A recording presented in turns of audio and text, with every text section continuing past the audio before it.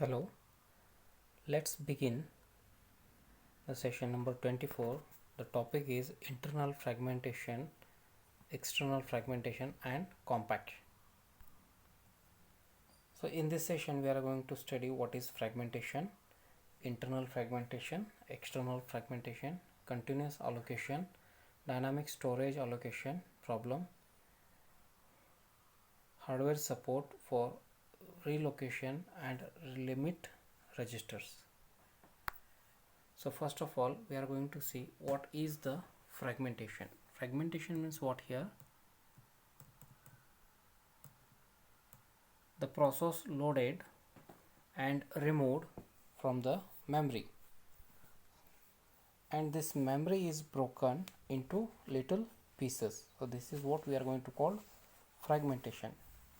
So this fragmentation can be divided into two parts. First one is internal fragmentation and second one is external fragmentation.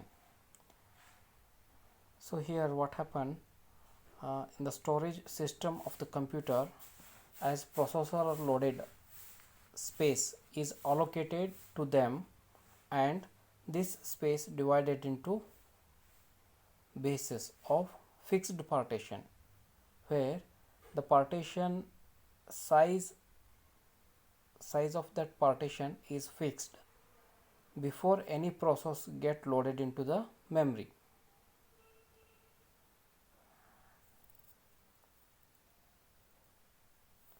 Where the size of partition is decided at the runtime and it is mainly according to the size of the processor, is called dynamic partition.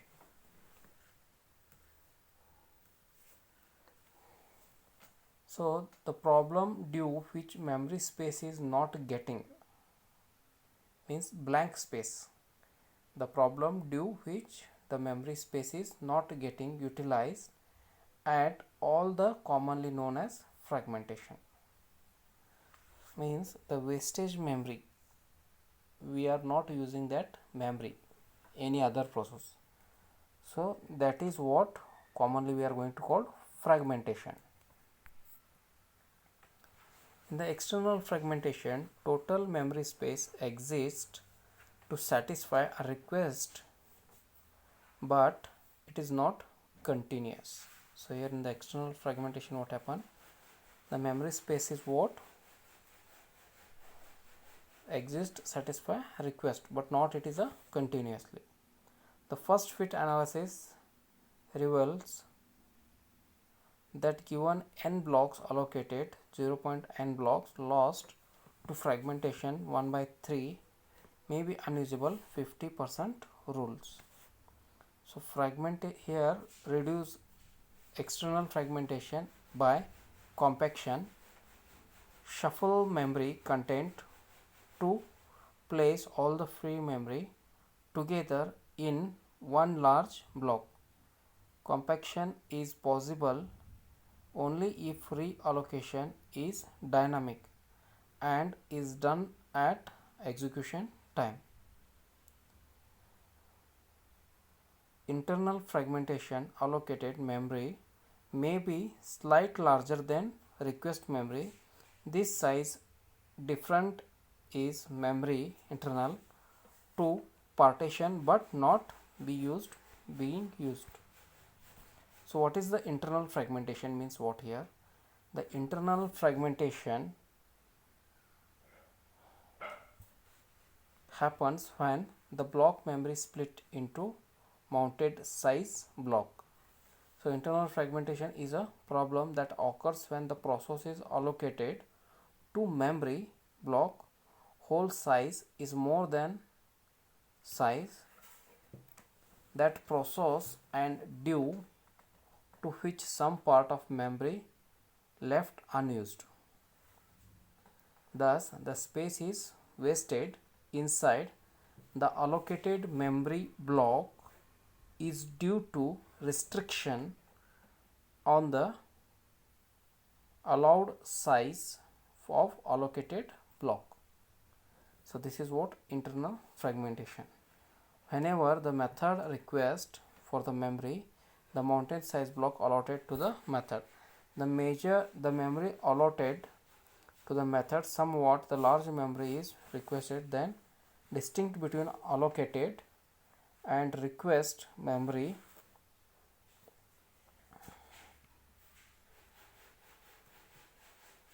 and the request memory is that internal fragmentation.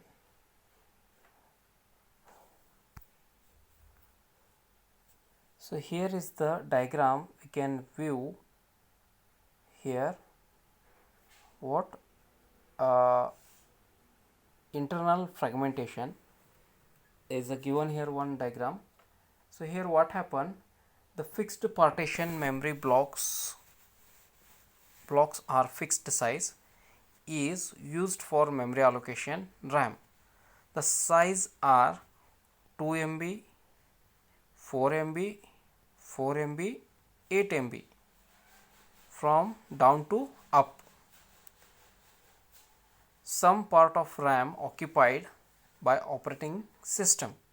Now suppose here what happened, P1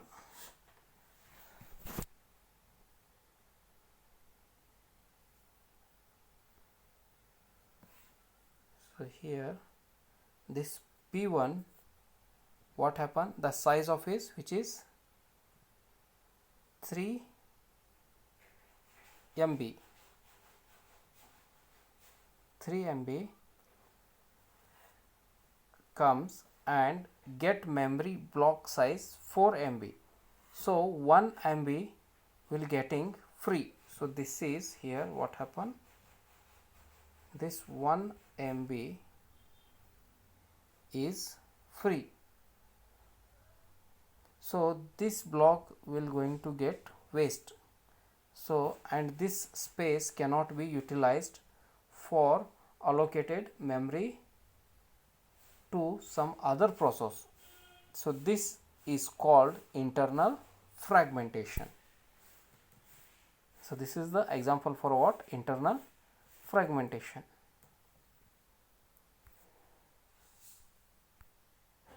So next one, the external fragmentation means what here, the external fragmentation happens when there is a sufficient quantity of the area within the memory to satisfy the memory request of the method. The process memory request cannot be fulfilled because the memory is offered during the non-continuous manner. If that non-continuous manner, we cannot access that kind of memory. Either you apply first fit or best fit memory allocation strategy that will cause external fragmentation. So here one diagram is given for external fragmentation here.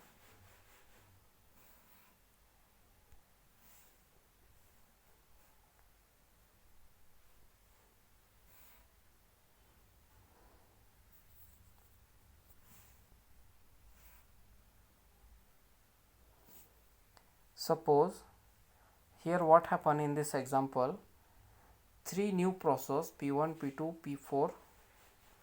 So P2, P3 and P4 are the process come size 2 MB, 3 MB and 6 MB respectively.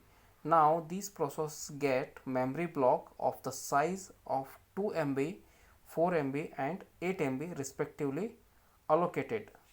So here what happened, analyze this situation, then process 3 unused here,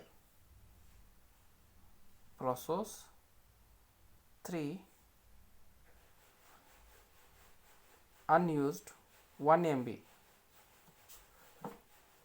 and process P4 used 2 MB again, causing internal fragmentation. So that the total 4 MB 1 MB due to process P1 plus 1 MB due to process P3 plus 2 MB due to process P4 is unused due to internal fragmentation. So here what happened, now suppose new process of 4 MB comes we have total space of 4 MB. Still we cannot allocate this memory to the process because of what? Those are the not continuous memory. So this is called as external fragmentation. So how to remove how to remove this external fragmentation? This problem is occurs because we are allocating memory continuously to the process. So we remove this condition, external fragmentation can be reduced. So this is what done in page and segmentation, non-continuous memory allocation technique, where memory is allocated non-continuous to the process. We will start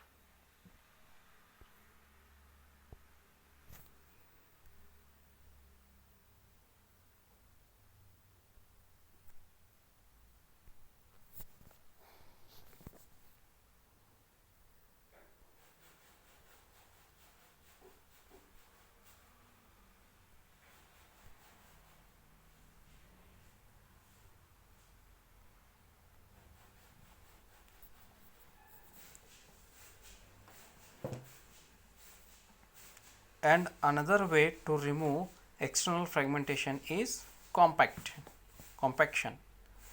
When dynamic partition is used for memory allocation, then external fragmentation can be reduced by merging all the free memory together in one large block. So this technique is called or also called defragmentation. Defragmentation in the sense of what here? So removing all the blank space and those blank space together make it one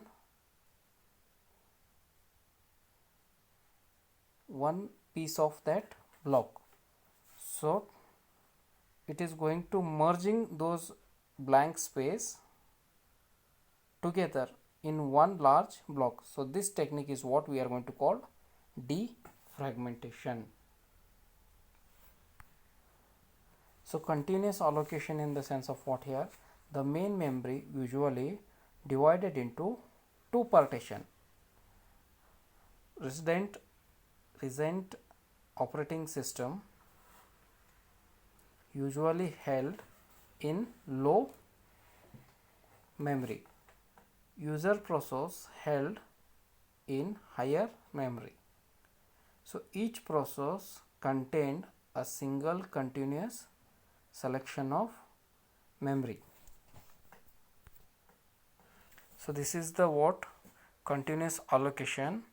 Then the multiple partition allocation. Here number of processes are using the memory. So whole block is available memory. The whole of various size are scattered throughout memory. So keep table of free memory when a process arrive. Whenever the process is arrived, it is allotted that process memory for the whole large enough to accommodate it. Means the whenever the process want to access that resource, that memory space, that time that process can be allotted. The system will going to allot that memory. The process existing free its partition adjacent free partition combine.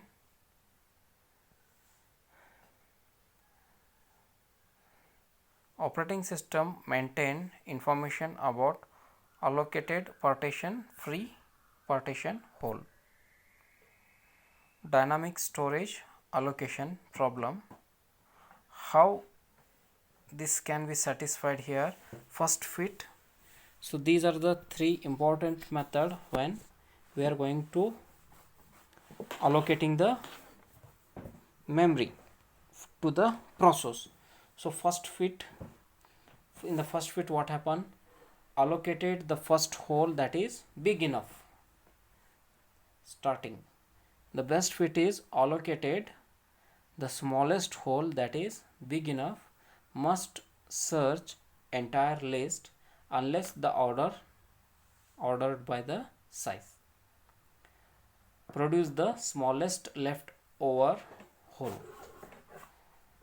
So last one is worst fit allocated the largest hole must also search entire list produce the largest leftover hole. So how the hardware supports reallocation and limits registers here. Reallocation register used to protect the user process for each other and from changing operating system code and data. So these are the 5 points where reallocating the registers. Reallocation register contain value of smallest physical address. Limit registers contain a range of logical address. Each logical address must be lesser than limits register. Context switch. Then memory management unit maps logical address dynamically. So this is the diagram how the registers has been reallocation can be done. So here in the fragmentation, what are the difference between these internal fragmentation and the external fragmentations are? In the internal fragmentations, what happen? The blocked fixed size allocated to the process in the internal fragmentation. But what happen in the external fragmentation?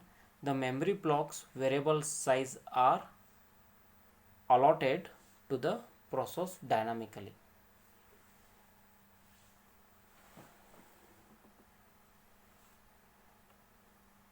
So in the internal fragmentation, what happened? The fixed size partition is assigned to the process. Whole size is less than the size of the partition, due to which the rest of space in the partition become unusable. But what happened in the external fragmentation? When the memory space is in the system easily satisfy the request of the process, but this available memory space is non-continuous, so it cannot be utilized further. So these are the difference between internal and external fragmentation.